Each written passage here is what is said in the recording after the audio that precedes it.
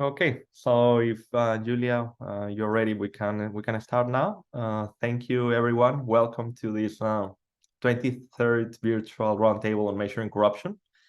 It continues being virtual, but it stopped being a roundtable a long time ago, and I will explain the reason for that name at some point. But for those of you who are new, welcome. It's very nice to have you today with us. For those of you that have been in past roundtables, you pretty much know how the deal. This is the 23rd of a series that I wasn't planning to be hosting for this long, but once we started, I just saw how many different interesting topics were out there just waiting to be discussed openly in this way among colleagues, among professionals and experts on the topic. So I'm very happy that people still seem to be interested in joining this monthly meeting. The session today will last 90 minutes, as they always do. Although in the invitation and in the call, it was stated as a structure with first the presentation by Giulia, followed by a session, a round of Q&A and open floor discussion. Normally what we have and we invite is for people that have questions or comments at any point during the presentation to please click the raising hand icon so I can invite you to unmute yourself and you can just ask the question directly. Otherwise, you can also write the question or comment in the chat and I will write it for you and I will also invite you to unmute. In my experience, that makes for a more interactive discussion instead of just holding on all the questions to the very end. If you have anything burning, you can just go out there and ask it directly. And sometimes it branches out into lateral conversations or lateral discussions. That's perfectly fine. I'll make sure to bring us all around back into the conversation so that Giulia is able to finish her presentation before the 90 minutes are done. I am Joseph Pochigay Alvarez. I am hosting this session today, as I have been doing for the last 22 times. I am a professor at Osaka University, conducting a couple of projects for the last few years on measuring corruption, which is why I like hosting the conversation. And you won't hear much from me, except for also asking questions and making comments for Giulia's presentation. And I don't want to take any more of your time. So Giulia, the floor is yours. You would like to start by introducing yourself, and you can also start sharing your screen whenever you're ready. Sure. Thank you very much, Joseph, and good morning, everyone, or hi, everyone. I tried to share my presentation, so let's see if it works. Ready?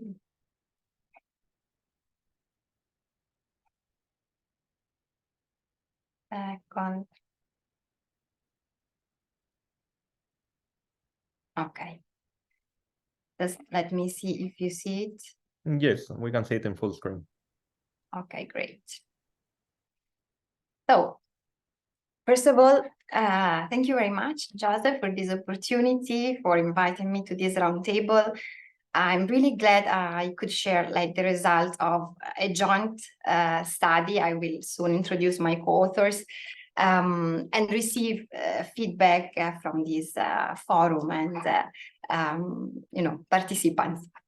I'm really glad also there are some former colleagues and of course current colleagues of mine present today in the discussion. I'm Giulia Mugellini. I'm a senior researcher at the Institute of Communication and Public Policy at the Università della Svizzera Italiana, which is the University of the Italian-speaking region of Switzerland. We are based in Lugano, in Switzerland, and I'm also a member of the research group on public integrity, which is based at the same university. I've been a consultant for the United Nations Office on Drugs and Crimes for several years. And in this context, I also work a lot on how to measure corruption through sample surveys and also develop a database of sample surveys, which is somehow also part of the data that we have analyzed in this study.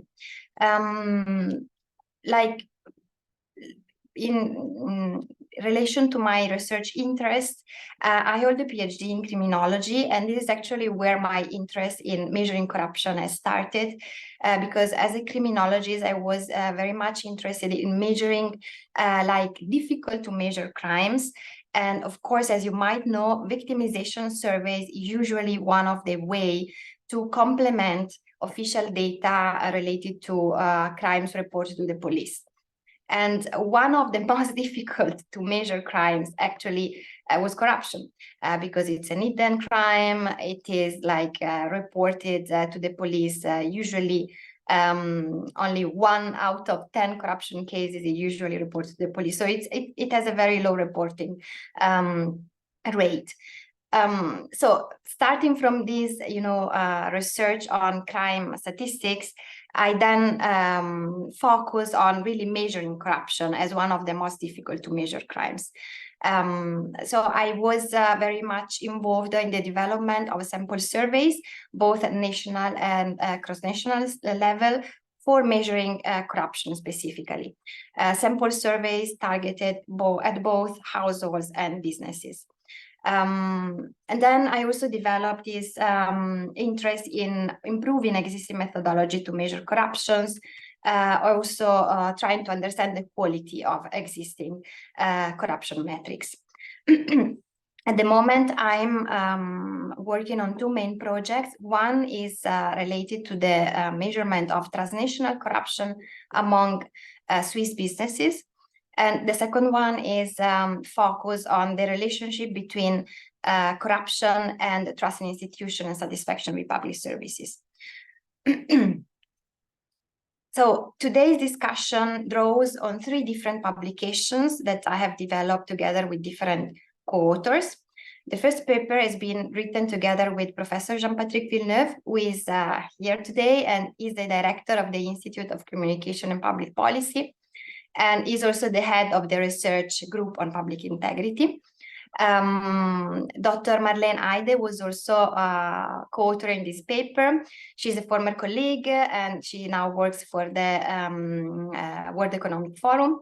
And basically this first publication is the core publication as it develops the original framework for quality assessment of corruption surveys. It is published on Sustainable Development Journal. It is open access, so whenever you want to read it, it's openly accessible. Then last summer, we have submitted a second paper, which is a practical application of this quality evaluation framework for assessing the quality of corruption surveys, developed in one specific region, so the MENA region, Middle East and Northern African region. This last paper features the collaboration of Dr. Redina Berkashi, who is also here today, and she's participating in the discussion. And Redina, she's a statistician, postdoctoral research in our institute, and she speaks Arabic together with other languages. So she was able to actually read the methodology and results of surveys developed in this specific region to evaluate their quality. So we were able to add, other surveys to other sample and test our quality framework in a different region of the world. We are now finalizing a third paper focusing on the contextualization of our framework. So we are trying to understand whether the level of quality, how the level of quality of corruption survey varies across continents, regions, and countries. Okay, so a little bit of background before going into the nitty-gritty details of our study.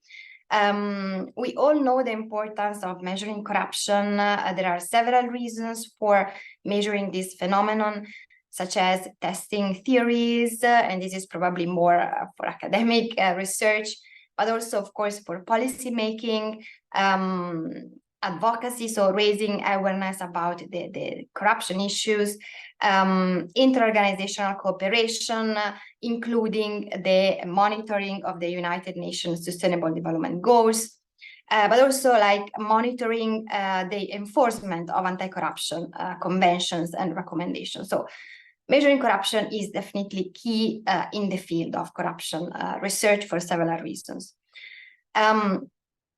we all agree probably that corruption metrics have multiplied over the past decades, and probably the presentation given during these roundtables are a proof of this multiplication of corruption metrics. So we have composite indicators, sample surveys, expert assessment, measuring both perception and experience of corruption. But probably one aspect that has not been studied in detail is the quality of the current evidence on corruption measurement. Measuring and assessing the quality of the current evidence is key to make the best use of available statistical information. So in the idea of trying to recycle the data we already have, avoiding to, multiplying metrics, I think it's very important. And of course, also assessing the quality is fundamental to support evidence-based policymaking and avoid the failure of anti-corruption policies, which is another big issue at the moment. Okay, so given this background, we analyzed a bit the recent studies evaluating the quality of existing corruption metrics. And we definitely identified a research need here. There are a few studies focusing, for example, on methodological errors in corruption research, reliability and validity of two main corruption indicators, assessing also the validity of procurement corruption risk indicators.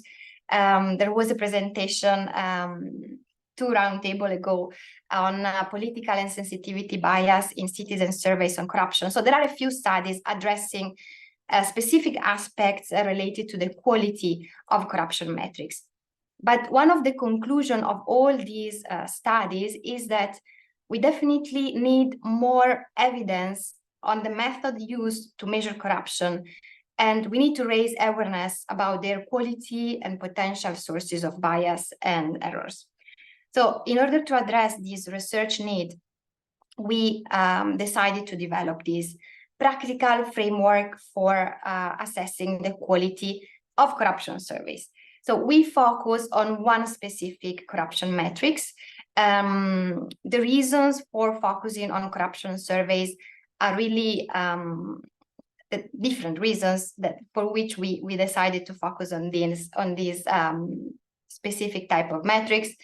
It is definitely at the moment one of the most used corruption data collection methods. It is a direct and bottom-up method for measuring corruption.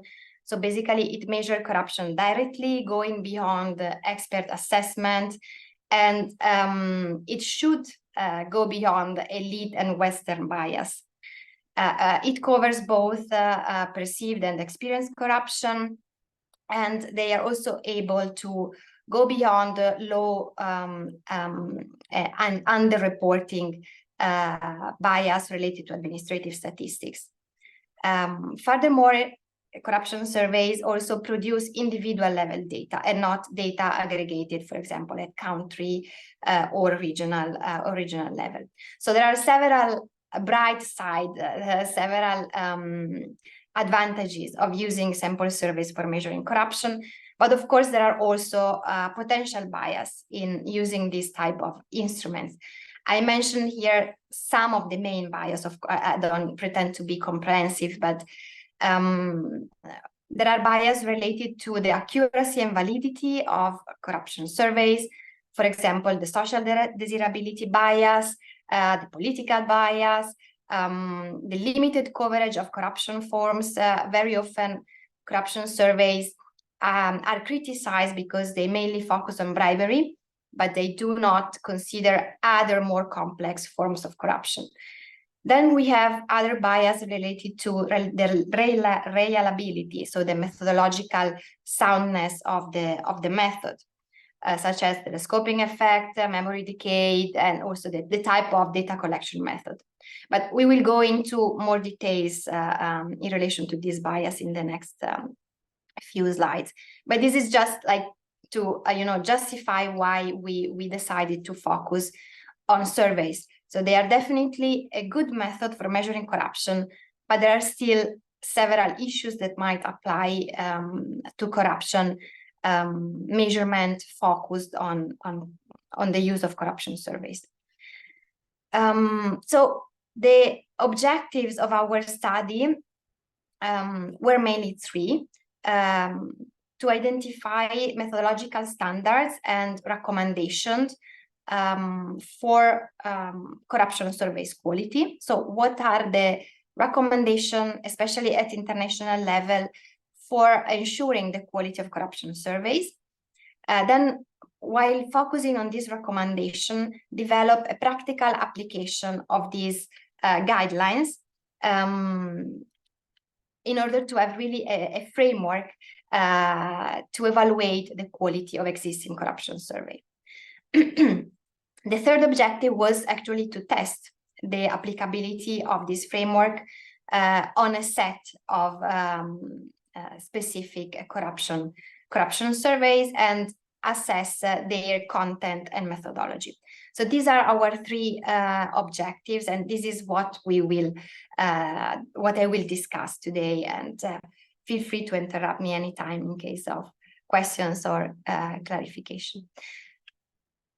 Okay, what we did in order to identify the methodological standards for corruption survey quality.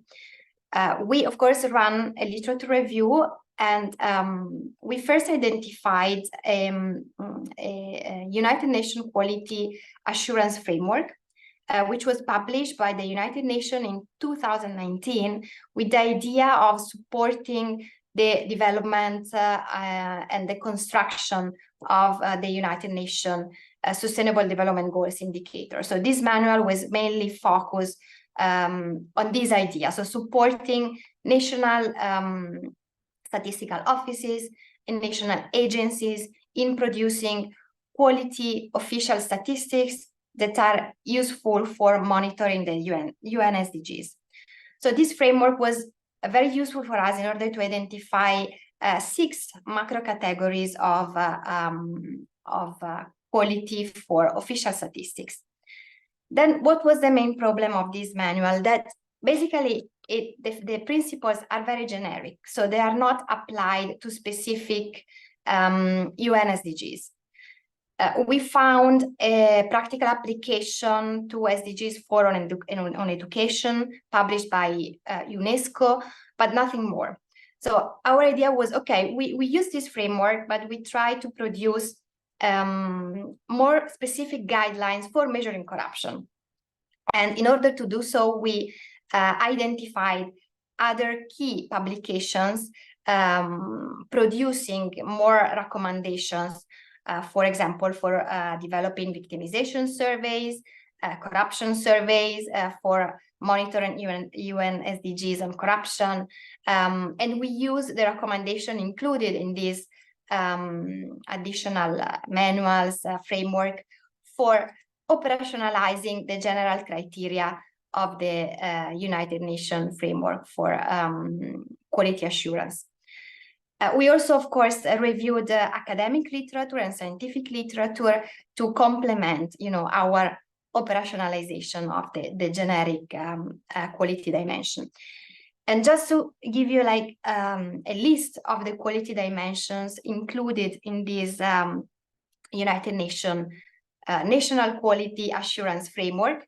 So there are basically 6 categories of 6 dimensions of data quality according to this framework.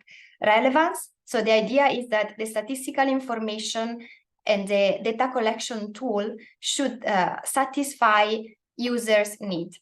So the idea is, okay, we need to understand what are the needs of the users and adapt our method accordingly, right? Then there is accuracy and validity. So accuracy is usually also named as internal validity. So basically is the degree to which the information that we are collecting are actually measuring the phenomenon that we want to measure, right? So the degree of closeness of the estimates to the true values that we aim to measure. Then we have reliability, that refers to the methodological consistency of the measures over time and over different conditions. So this is basically a methodological stability of our data collection method. Then we have periodicity, so the number of times given data collection is has been developed. Accessibility, which refers to the possibility of accessing both methodological documents, but also results of our data collection measure, and the comparability, of course. So the possibility of comparing the results of our measurement exercise across countries and across time. So this is extremely important. So these are the 6 generic dimensions of quality included in this United Nations National Assurance Quality Framework. What we did, yeah. May I interrupt for a second? I had a question about that slide. Yes, thank you. Of course. Well, actually, my question is 2 questions. So, the first one is about comparability, and the example that you provided were the possibility of comparing it to other service or other frameworks across countries.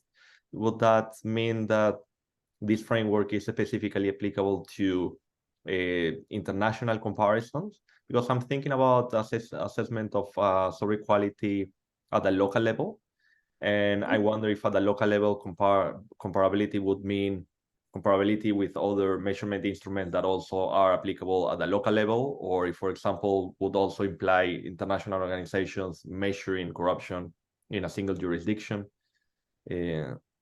So, I mean, that is my first question, but I don't want to start with a second one, so you don't forget about this point. Sorry.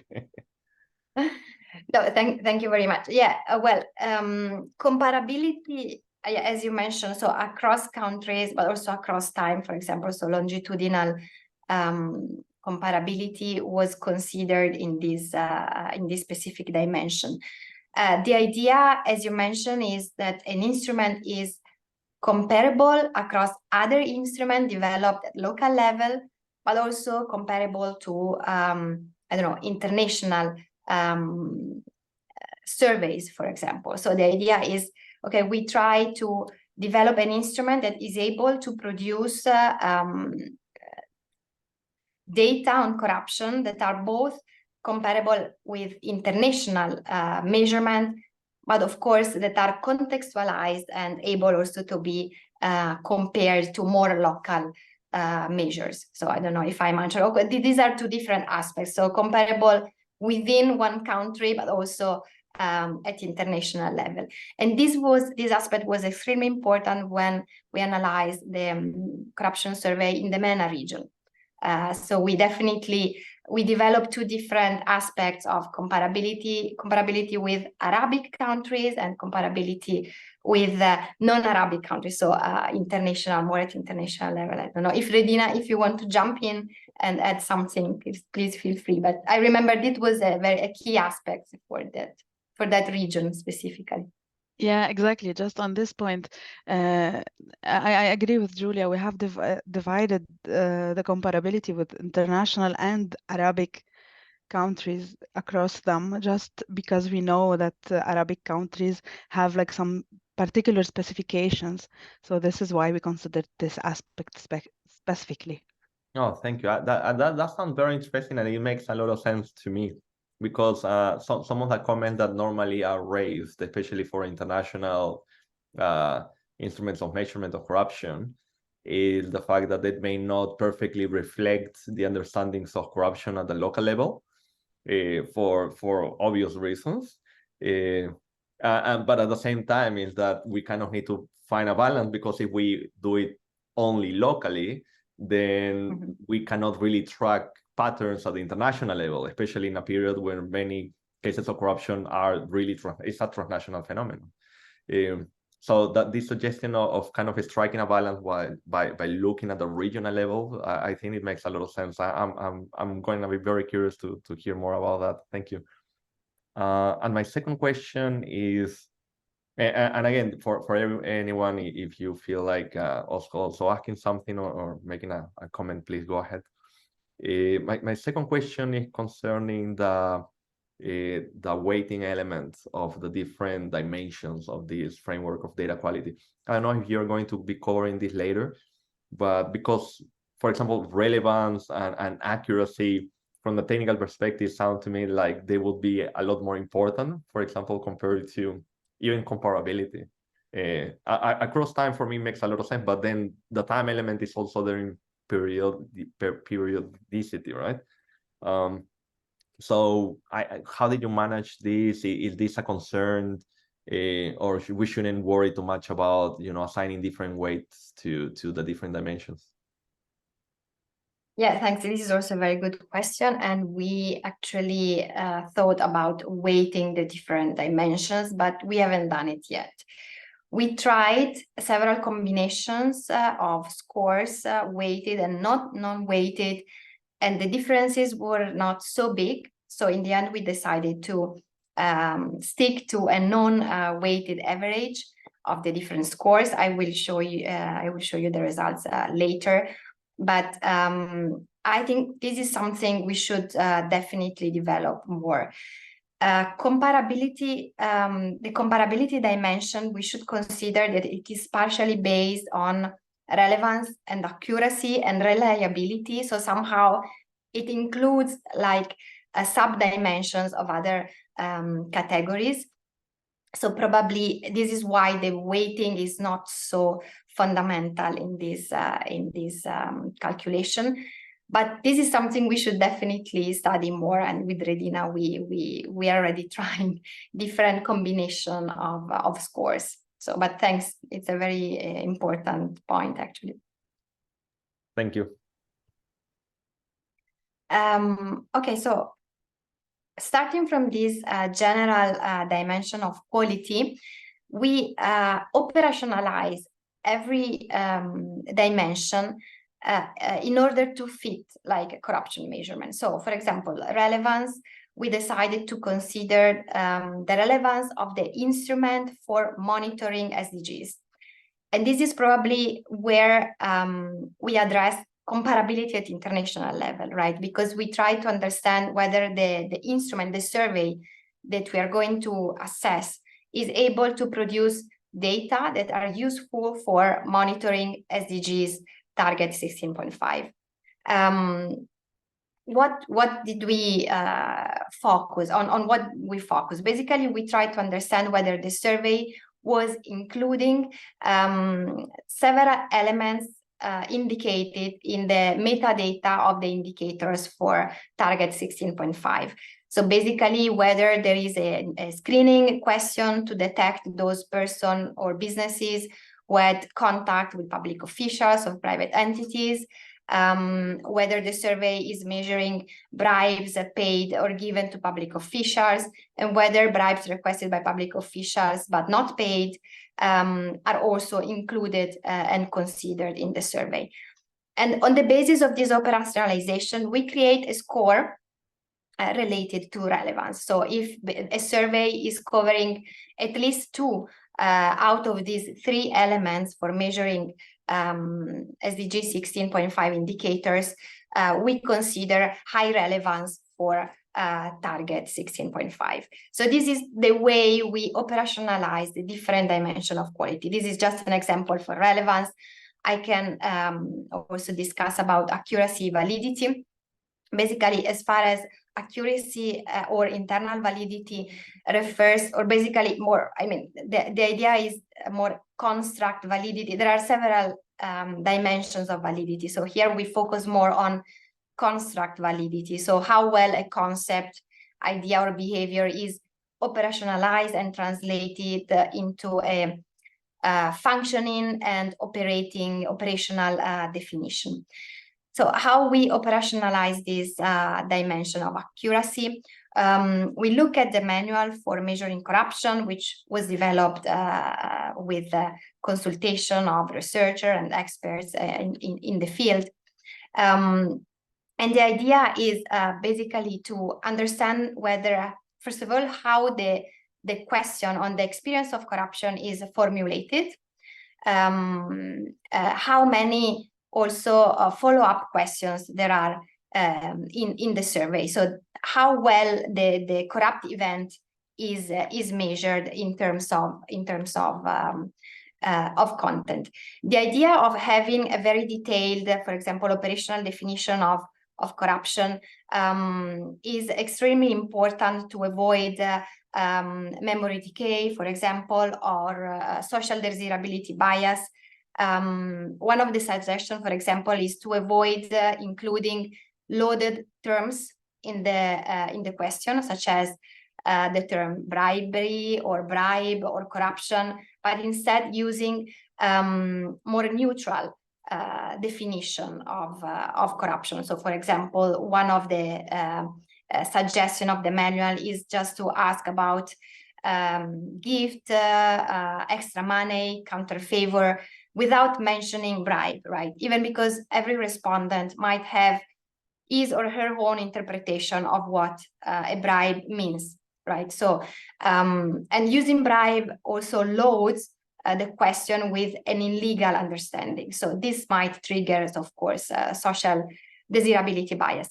So looking at all these recommendations and suggestions, we developed also a score for accuracy and validity, which is basically made of question formulation and the number of follow-up questions. Also, the presence of follow-up questions is very important to understand what type of corruption or bribery we are considering. Follow-up questions, for example, are referred to the type of public officials involved in the corrupt event, the type of procedures during which the bribe was requested, the amount of bribery, the type of gift requested. So it's a way for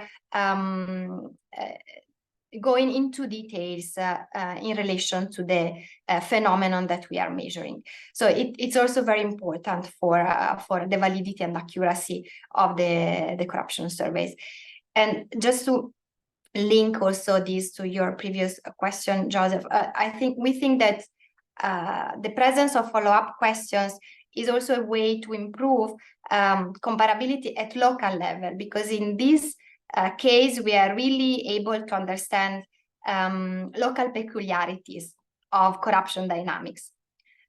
So it's a very important, a key aspect that we are also considering for measuring the comparability, assessing the comparability of the surveys at local level. So just to give you an idea of how we use the different dimensions, we played a bit with them. So the reliability then, it's a more methodological evaluation.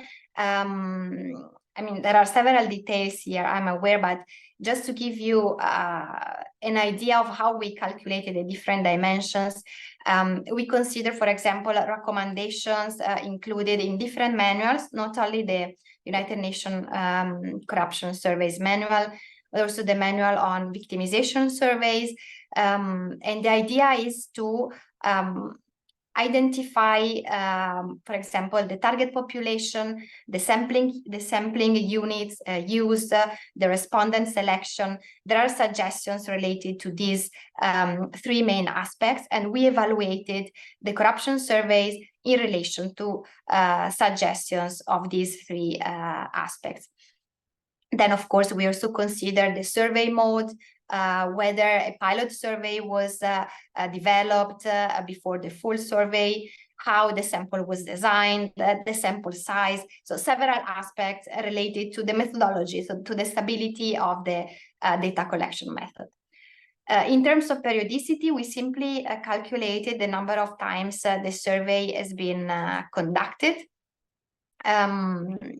For accessibility, we evaluated the whether survey documents and raw data related to the survey were fully accessible and open, right? So without, paying something for getting the data. So fully accessible and open, both survey documents, for example, related to the methodology, survey results, but also, most importantly, the actual data, the raw data of the survey. And in terms of comparability, we considered different elements of accuracy and reliability, and we computed a score based on a combination of different aspects of accuracy and reliability, as I was mentioning before.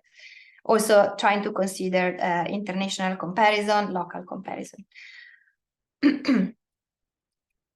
Okay, so the final objective of the study was to test the framework, and for us it was a very important step of the study, because it was also a way to calibrate the framework to the current evidence.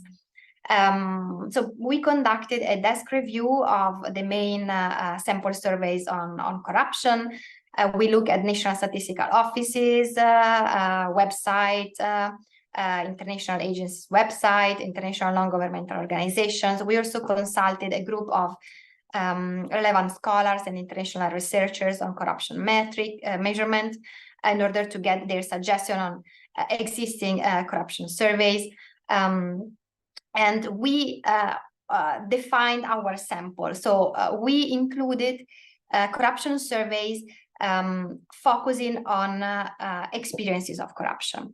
So our key selection criteria was that the survey should have focused on the experience of corruption. Surveys could have focused on both citizens and businesses, so we cover both these types of population. One of another key selection criteria was that the survey should have been mandated by national institutional bodies or international organizations. This was somehow a way to ensure a good quality of the sample to calibrate the framework, right? In the next phase of the project, we will definitely also include surveys conducted by private institutes and research institutes. We covered surveys published and developed in different languages: Arabic, English, French, German, Italian, Spanish. Yeah. Joseph, please. Oh, thank you. I had a question about specifically that first point of the selection criteria. Could you tell us a little bit about, I mean, I don't know if it's an obvious question or is it too simplistic of a question, but could you tell us about the reason for deciding to focus specifically on the experience of corruption? And if you think that if we were to focus on a different dimension of corruption, such as perception, because I know that perception usually is utilized as a proxy for the actual prevalence of corruption, but perception itself also has its own consequences that are generally disconnected, or they don't need to be connected to the actual experience of it, right? Would you expect those dimensions to also follow the same framework, or would you expect the framework to be tweaked if we were to focus on different dimensions?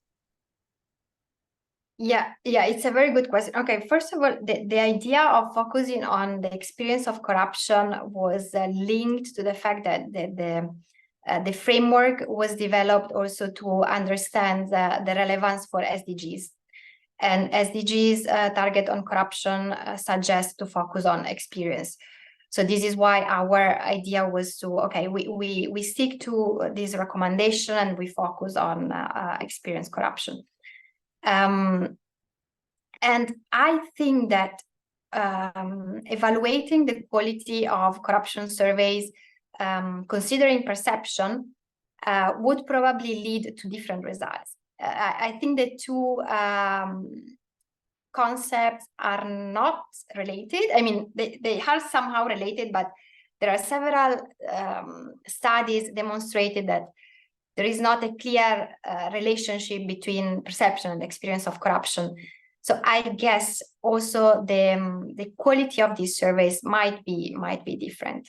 But definitely it might be, you know, a next step also of our study to include also perception surveys in our sample. Definitely, yeah.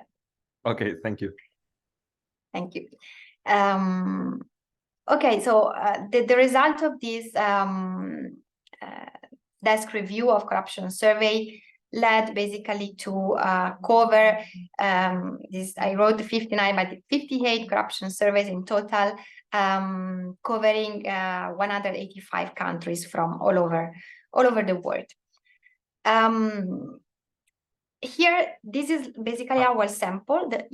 I'm sorry, can I just interrupt you for a moment? Or that's a large number of surveys that you collected. All of them are international, or this is both international and national? Both national and international. Yeah, I think here in this table, you find the figures. So we identified 40 national corruption surveys. 10 of them are targeted at businesses, 30 of them targeted at households, so citizens, and 18 cross-national surveys, so European or international surveys or surveys developed in more than one country. We have 18 of them. So this is our sample. And another differentiation that we tried to understand was whether the survey is specifically focused on corruption issues, or corruption questions are included in more generic surveys, such as, I don't know, victimization survey, environmental surveys, social surveys. So this differentiation was also interesting to understand, because of course there are more non-specialized surveys, but we noticed that the quality of specialized corruption surveys is much higher, because usually they are focused on measuring this phenomenon only, and not other issues. Okay, I know this table is very crowded, but this is just to give you an idea of how the framework works. So this is like a focus only on national corruption surveys.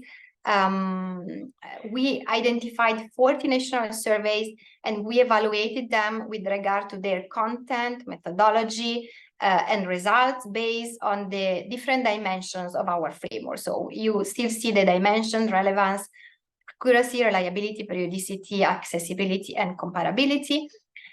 We give to each survey a score for each of the six dimensions.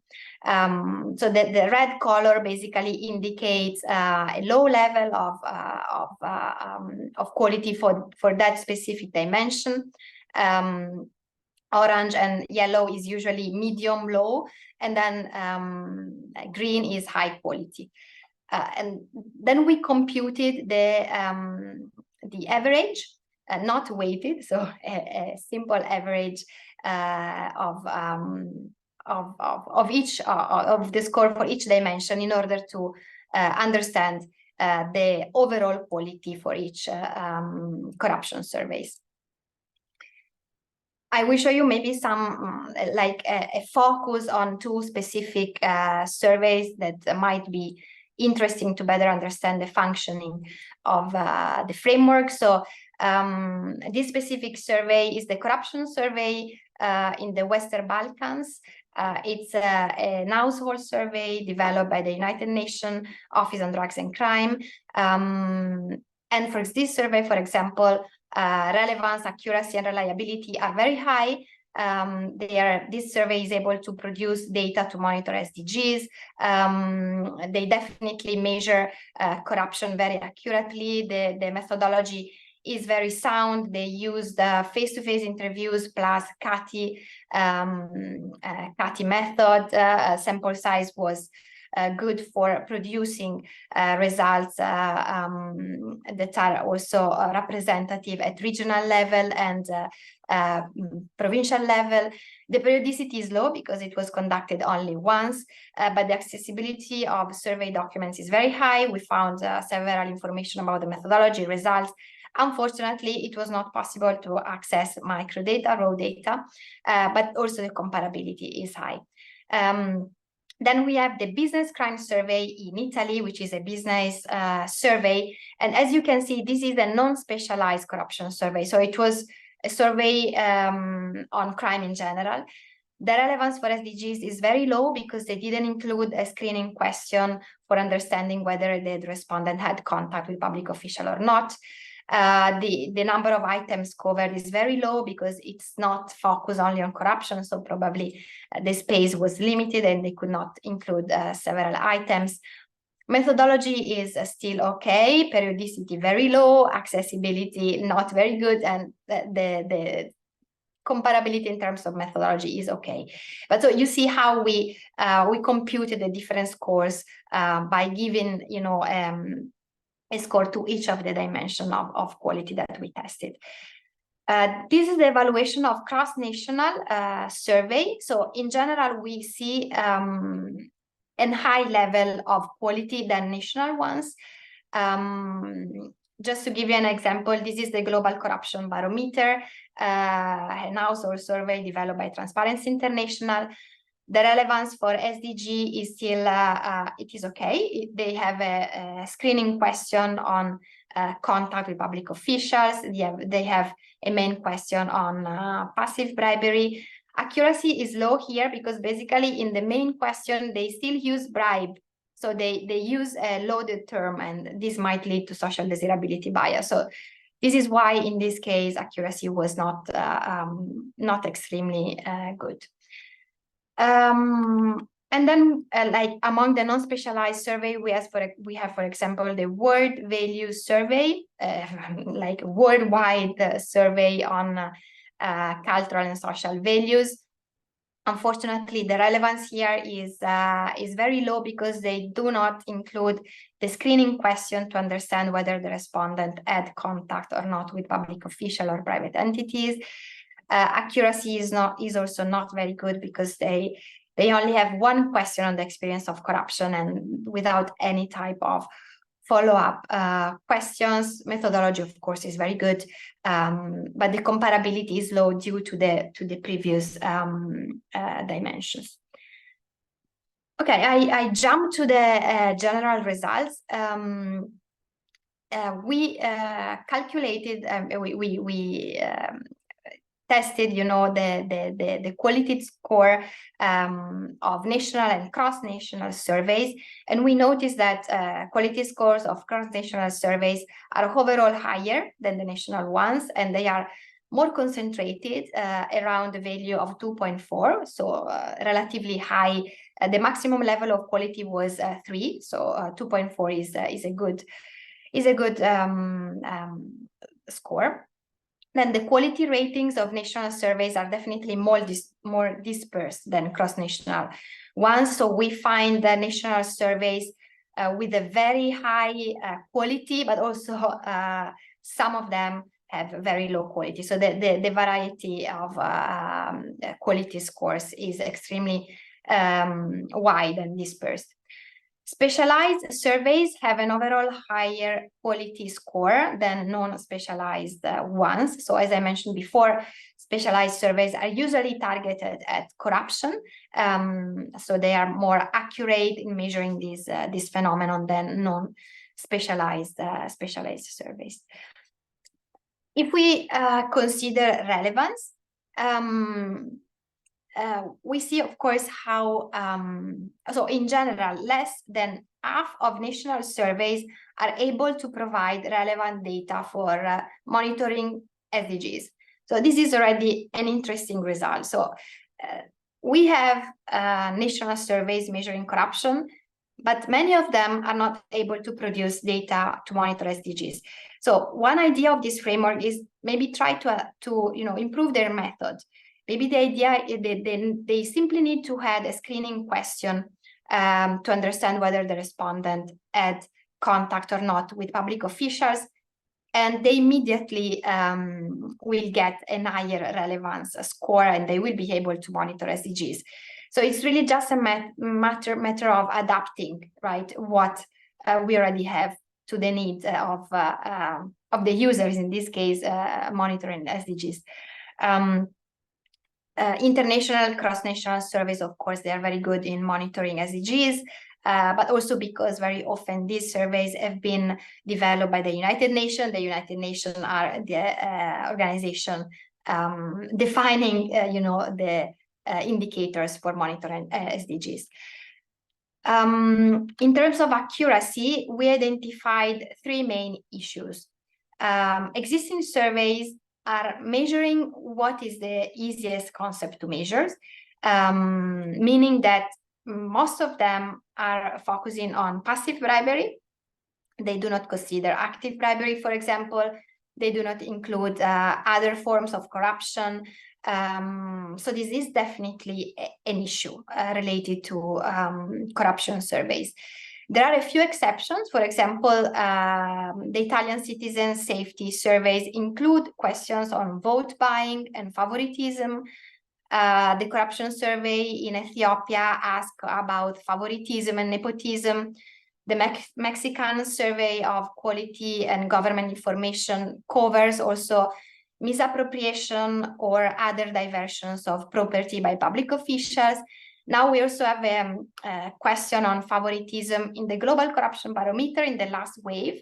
So we are improving in this direction, but of course, there is still a lot of work to be done to cover other forms of corruption than simply passive bribery. There is a low data richness among existing surveys, meaning that only a few of them include follow-up questions on the corrupt event, understanding the types of official involved, the procedures, the amount of money exchanged. And of course, there is this social desirability bias, mainly linked to the use of loaded terms. So many surveys are still using bribery, bribe, corruption in the main question for measuring corruption, instead of a more neutral and operational definition. In terms of reliability, we have good news, actually. So reliability is generally higher than accuracy, and scores are good for both national and cross-national surveys. The main problems concern the characteristics of the target population and the way respondents are selected, but overall, the reliability is good. In terms of periodicity, periodicity is very problematic for national survey, and this probably indicates a problem related to funding. So sample surveys are very expensive, and so in some cases, countries are able to develop only one survey in 10 years, and then the next one is in 15 years. So in terms of periodicity, there are still problems.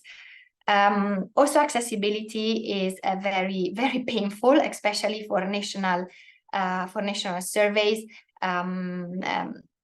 Accessibility of methodological documents, but especially raw data, is very scarce at the moment.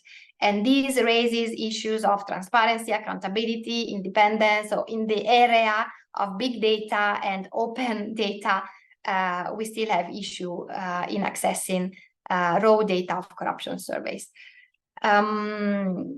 The level of comparability is good for cross-national surveys, not so much for national ones.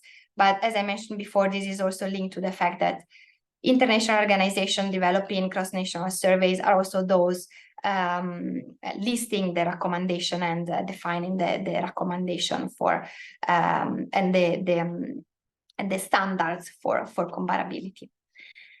Another result that it's good to mention, and I will soon close the presentation, is the problem of uneven coverage.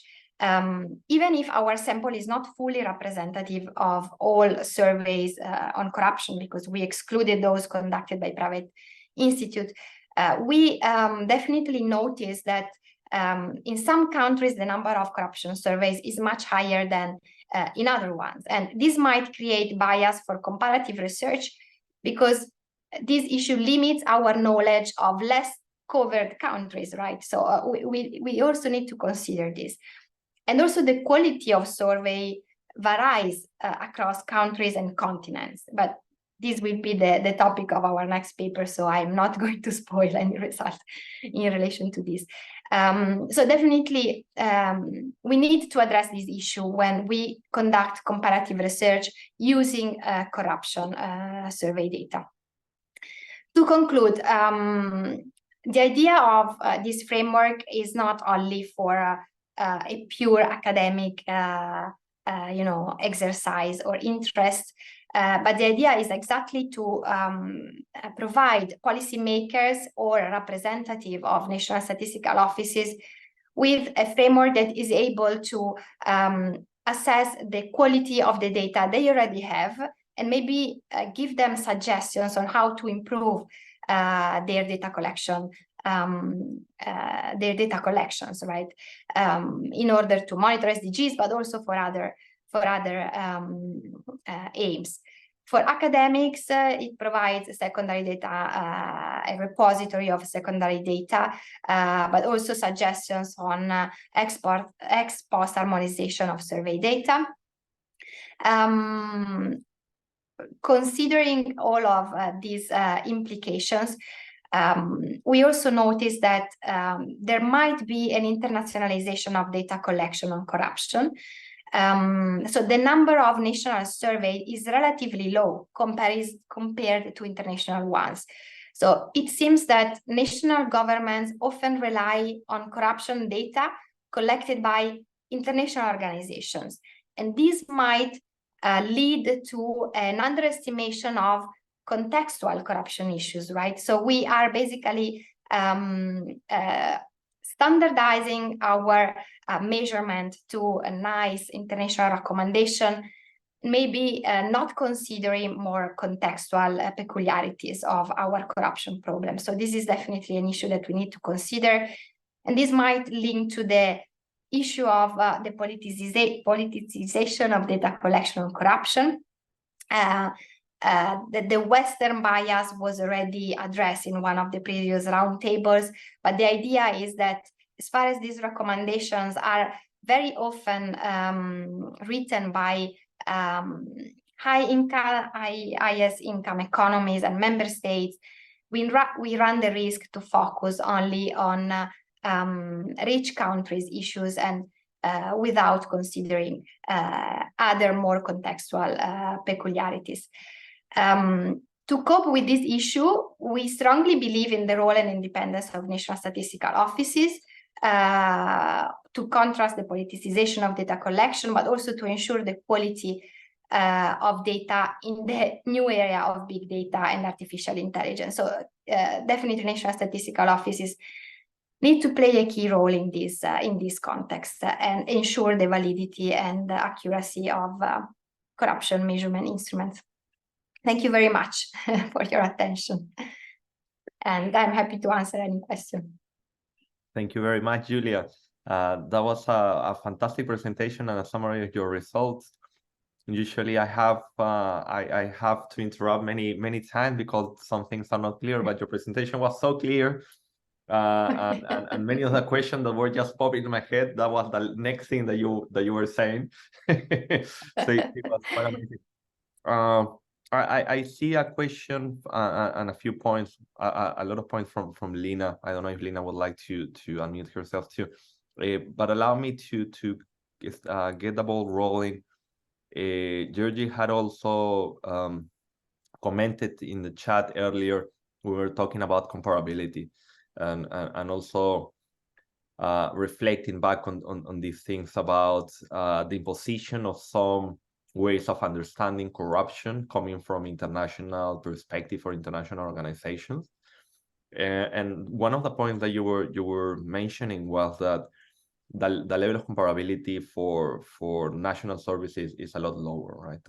I imagine for obvious reasons in terms of I don't want to say over contextualization, but certainly when a lot of these surveys are conducted by either their statistical offices, by the government, or organizations that are very much rooted in the country, and so they tailor-made a survey for this, right? So when you were mentioning that, I thought back to one of the previous roundtables with a presentation by Salome, right? When she presented. And by the way, if you want, you can stop sharing Sure. your screen. Yes, sorry, I stopped the. Yeah. No, it's fine. Yeah. I wanted to stop sharing, but I simply stopped the And I was thinking, because in the framework that the UNODC have, well, they already launched it in this public event a few months ago. I don't think that they have presented formally yet, because they're still doing some revisions. They have now over 100 indicators that they have developed, and that they will be, I imagine, proposing or suggesting for implementation by the National Statistical Offices, right? And you were correctly mentioning that a lot of this can be contextualized through follow-up questions that will allow us to connect these international standards to the specific local conditions. But I wonder how exactly this works. I mean, because in the SDG that you have focused on, this is 16.5.1 and 0.2, right? That are very much for public officials and including the private sector, no, citizens and private sector, that are very close, if not absolutely inspired by the wording of that is used for the Global Corruption Barometer, right? This by Transparency International. Have you or a member of your household pay a bribe to a public official in one of these categories at least once in the past 12 months, right? So what I want to get at with this is that trying to localize or contextualize something that is still working within a framework that is provided by an international organization, doesn't that already kind of impose certain definitions or understanding of what is and what is not corruption? I think Giorgio was also pointing at that. I don't know if he would like to also add something to this comment, but I don't know how you feel about this, or how if these ideas came into the forefront when you were discussing with your co-authors how to develop the framework. Yeah, actually, that was one of the main issues that we were confronted with, because the idea here is to ensure that the survey is providing data that are comparable across countries, so also at international level, but at the same time ensuring that also the contextual peculiarities are somehow addressed in order to avoid losing important details that might be useful for policy making, and also to avoid policy failure, because the main point is always that, but why do we need this data? So if we simply need this data to comply with international requirements, okay, we simply go with the 2-3 questions suggested by the United Nations SDGs indicators. But if we want to go beyond this and also ensure that our data are useful for policy making or more local research, then we need to include additional details. And of course, this is a difficult balance also in terms of length of the survey. So I'm not saying it is an easy task, but when we discuss, for example, these issues also among the co-authors of this paper, one of the ideas is, okay, we ensure the comparability with international standards by including, these recommendations. So screening question on the number of contact, or on whether the respondent had or not a contact with public officials or private institutions. Then we ask about passive and active bribery. So basically our benchmark was not the Global Corruption Barometer, but the the question used in many United Nations office surveys. And the idea is to avoid the term bribery, because the global corruption parameter still includes this term in the question, which might lead to social desirability bias and so forth, and so on and so forth. And so we ensure that these two main questions are included, the screening question and one question asking, for example, did you have to give extra money, gift, favor, in order to obtain a specific service or procedure. And we then include follow-up questions that are useful to contextualize our data. I gave you some example before. So there is the Italian, and also this is very interesting because if we switch among national surveys and we look at the follow-up questions, we immediately understand what are the needs of that country in terms of corruption measurement. For example, in the Italian citizen safety survey, there are questions on vote buying, favoritism, meaning that, for example, probably for this country, it's very relevant to understand patterns of these misbehaviors. In Ethiopia, also they include question on favoritism and nepotism. In Mexico, more misappropriation of property by a public official. So this is exactly how we ensure a contextualization of the data collection instrument. And I'm not saying it is easy, because it's not, but also including questions on the type of official or the sector where corruption was mainly experienced is a way to understand local peculiarity. So there might be countries where the health sector is more, of course, at risk of corruption, or provinces. So this is exactly where we focus. So the accuracy. So how many follow-up questions on which issues. And the results of this analysis also led to our score related to comparability and contextualization of the instrument. Accuracy is very interesting. I would love to hear if you remember some good practices, or maybe even some cases that may have pushed the envelope, because this is the point of accuracy. I always have some issue kind of wrapping my head around, especially in terms of what is it that we're measuring, even when we focus on experience, because many surveys just describes as experience, which is already one specification, is one dimension, because it's not perception, it's not something else. We still think in terms of prevalence, right? We want to make sure how frequent it is for corruption, and particularly bribery in this case, of course, because the majority of surveys focus, or at least have to include a question of bribery, how frequent it is. But from a multidimensional perspective, I always think if questions about prevalence of corruption, they on their own, they are not meant to be the end of the question. They are rather, that information is meant to show us the means to accomplish something, which is the reduction of corruption. But corruption itself is also not the frequency of an act, but the impact that the act has, the phenomenon has on society. So we're also talking about what are the reasons for that bribery or for that corruption. What type of public officials are involved. And here I'm not just talking about sectors, but at what levels of the administration, and costs, something that a lot of surveys, the last time that I started looking at this, the majority of surveys did not include a question on cost. Some of it did, but not consistently across iterations of the survey.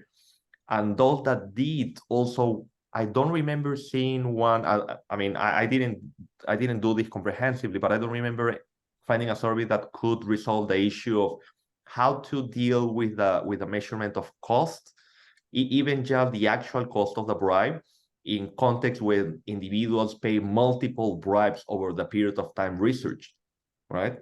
Because in many cases, not just the one bribe, it could be 2, 5, 6. And then does that mean that we have to ask separate follow-up questions for each one of those instances in order to really have a global idea? I know this is just a number of ideas that I'm throwing around, But I wonder what your take is on them, and again, if you found some really interesting example that you could share, that would be amazing. Yes, yeah, I start with accuracy again, and then I move to the cost because it's a very important, very also interesting issue.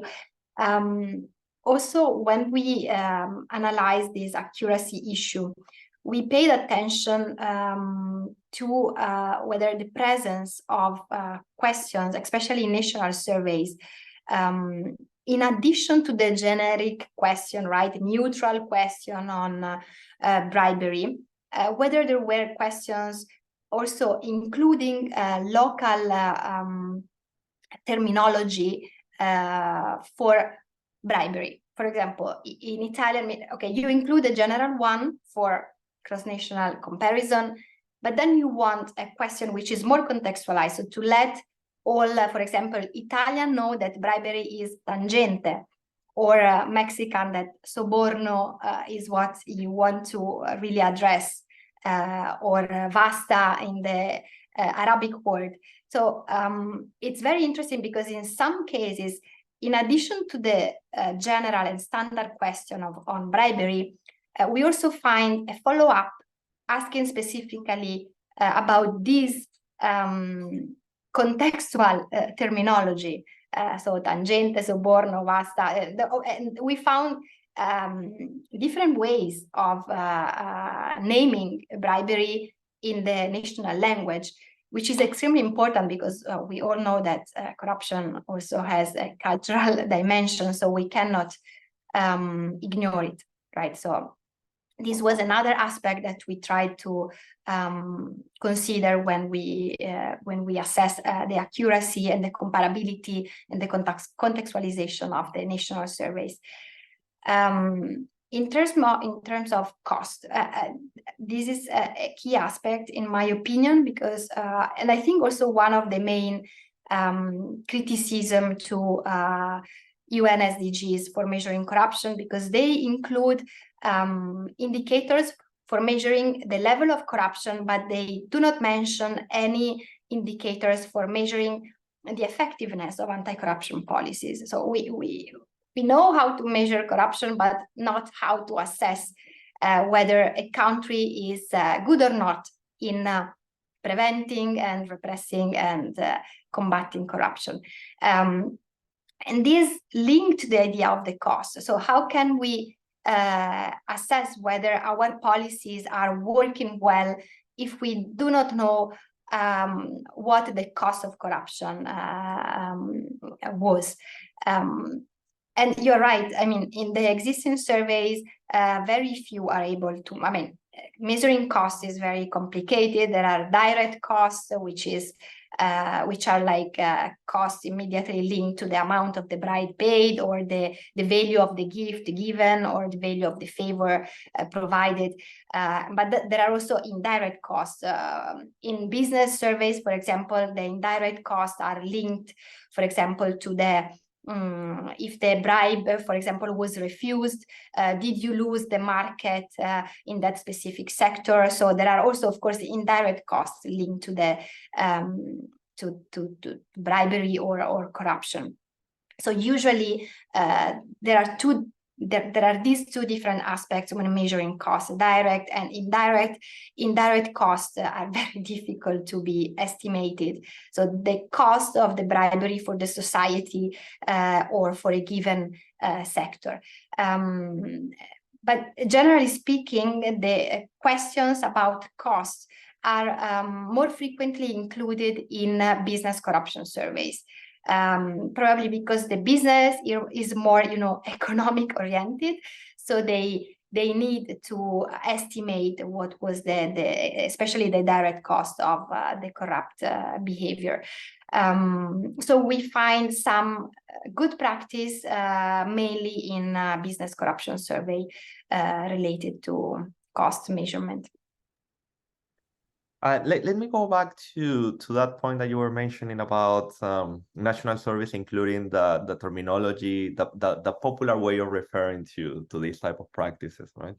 And that's something I think Lina also mentioned that in the chat, when pointing out about the way that the Chatham House has been kind of exploring these issues. I don't know if Lina would like also to comment directly. But because I was thinking that in many cases, the way that the terms that the survey used, and I'm thinking here back about the case in Peru, where, for example, the criminal code does not include the word corruption. Corruption itself is not a criminal figure, and even bribery, it has a legal term, right, which is cohecho. Which is different to formal. That would be the literal translation of the word bribe, but also there's a colloquial way of referring to it, which is coima, and in Mexico is mordida, right? So we have kind of like the standard Spanish terminology, we have the legal terminology, and then we have the street terminology, and I do wonder if especially for those countries, and I thought it was really interesting to kind of follow up with a question where the terminology is changed to see how respondents react to that change, because I imagine the percentage will likely change. But then, of course, that invites a question of we may have some ideas, theoretical ideas of what that means or how to explain that. But that becomes an empirical question, right? Because that would kind of need to be followed up by even, maybe not even a survey, but a focus group or an interview or something to shed some light about what actually is happening behind there, right? Lina, please go ahead. Thank you so much, Joseph, and it's a very interesting discussion, and I think it's really fantastic to hear a lot of the concerns that we have had in developing our survey instruments being shared, about specificity, being contextual, and all of these, the language, the context in which we have been doing our work is Nigeria. And as you know, there's lots of linguistic variation, lots of different languages, lots of different ways in which people refer to corruption. The street terminology varies from north to south. So what what I was stuck on, and I made a comment on, was on this question of social desirability. And I do appreciate, Giulia, fantastic presentation, that this was a concern. This was a concern that you reflected on throughout.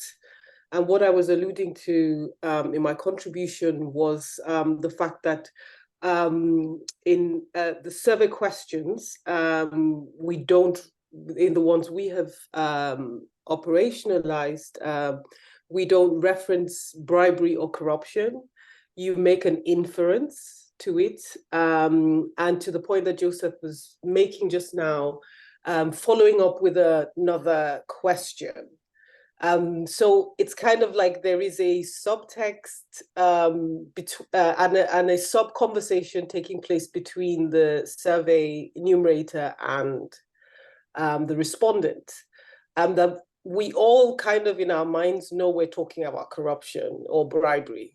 That this official is receiving this money directly into their pocket without anyone, saying it, and it becomes an accusation, or you start to think of specific cases you've read in the news or that sort of thing. Of course, it's never perfect. And also you do have to, when you repeat the question again, is it acceptable for, and ask for reasons why it's unacceptable. And, we avoided using wrong, because again, alongside social desirability, you have concerns about moralizing behavior. And I think there was an earlier point about being careful. It's still kind of the social desirability thing, but moralizing a behavior, particularly when, for example, certain kinds of gift, you're referring to certain forms of gift giving within a particular context, and you are perhaps suggesting that in a behavior that that person engaged in is wrong, and that kind of derails the interview. So so it's really just thinking about those kinds of ways in which we can be very specific and contextual, but at the same time produce survey results that can be generalizable and comparable with other countries. We still haven't gotten it perfect on all levels, and it's curious that really high level surveys still mention bribery, despite what we know about just how loaded this language is. So thank you. Thank you very much for your experience, Lina. It's very interesting, and actually, you are addressing all the issues that we mentioned in your survey. So it's a very good example of how we are aligned actually on the issues to be considered, and trying to address both the national context and the local one is not easy at all, but we need to find a good balance, definitely, to not miss the local peculiarities. I think it's very important. Yeah. We still have a few minutes. So if anyone has a question, now would be the time.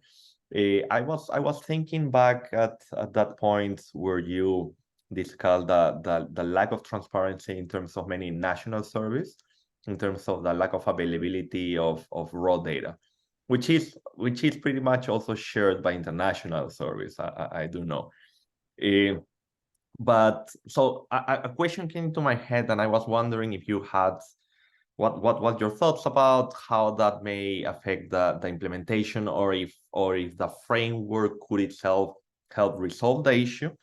And what I was thinking is that because the questions of the SDG, they're very much based on the same questions originally addressed by Global Corruption Barometer, and to a certain degree pretty much at the basis of these measurement efforts in the mid-1990s. And because the questions are very general, it lacks granularity in terms of what specific sectors are affected and how policies can be built around information that gets collected. That has prompted that those international surveys were usually meant to rank countries, and of course be able to follow up or track progress or changes across the years. But the audience for a lot of them felt like it was either reformers or activists, right? People that were willing to advocate for change using that information as a support to provide pressure to the state, but not actually to inform decision making, right? So in terms of national surveys, considering that they are costly, I wonder if exactly the reason why they are not freely available is that normally they are utilized or instrumentalized by advocacy groups or just groups that the state or the government might not want to deal with, right? And so if the follow-up questions could provide this level of granularity that could support decision-making in terms of what policies to design, that perhaps that would also help resolve not just the accuracy issue, but also the transparency issue. I don't know if this would make any sense. I would love to hear your thoughts about this. Yes, I think I start from the last point. I think the issue of accessibility of raw data, especially for national survey, is very much linked to what you mentioned. So the fear of the data being used for a specific issue, or they fear the results, the content of the data in terms of corruption level. Sometimes also these data are used by journalists without using, maybe misleading them. So they are sensitive data. So we are still talking about a sensitive issue and the social indesirable issue. So I'm sure all these aspects are linked. But I guess in our view, this was one of the main reasons. This is one of the main reasons for low accessibility. Another issue is that also producing and validating data, it costs time and resources. So, I mean, maybe we have the result of the large sample survey in, I don't know, SPSS format. We need to validate the data, clean the data set, publish it in an accessible format for everyone, in an open platform. So this is also something that might take time and resources. So it might also be linked to the available resources of national statistical offices or governmental agencies. So in our view, these are the two main issues. And I don't know if Redina or Professor Villeneuve want to add something about this issue, but I remember we discussed also in the MENA region, the problem of raw data accessibility was extremely high, and in some cases, also survey documents were accessible only in Arabic. So for non-Arabic speakers, they were completely inaccessible. Luckily, we have Redina in the team. Otherwise, it would have been impossible for us to assess the quality of these surveys. Yeah, maybe just adding one small additional element. Increasingly, people are saying, well, nobody's using this data. That is the use, as you mentioned, Joseph, it's NGOs are doing, but in terms of being truly accountable to shed a spotlight for policymakers, there's very few use. Some are saying it's not worth the money or the effort, and maybe the effort should be somewhere else to reach the same goals of anti-corruption accountability. But maybe this is not the royal road we thought it was.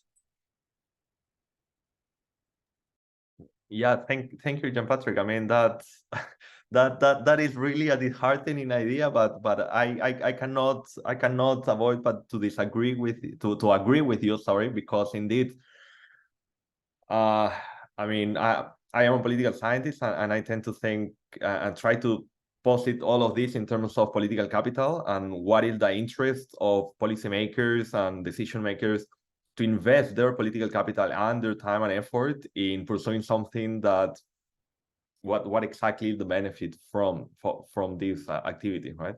And surveys are very expensive to conduct, and I hadn't even thought about the other expenses of also making this data available to users. But now that Giulia mentioned it, makes perfect sense. So thank you for pointing that out. I fully agree with what you just said. And well, with that, I think that we have reached the 90-minute mark. I know that probably all of you have very busy agendas for the rest of the day, so I don't want to take more of your time. Thank you all again for taking part of this presentation, this brilliant presentation by Giulia Mugellini. Thank you very much, Giulia. I really enjoyed it, and I learned a lot. And I hope to see you all again for the 24th roundtable around the middle of December next month. So please stay tuned for those news, and hope to see you all very soon. Thank you, Joseph, for this initiative. Thank you, everyone. Thank you.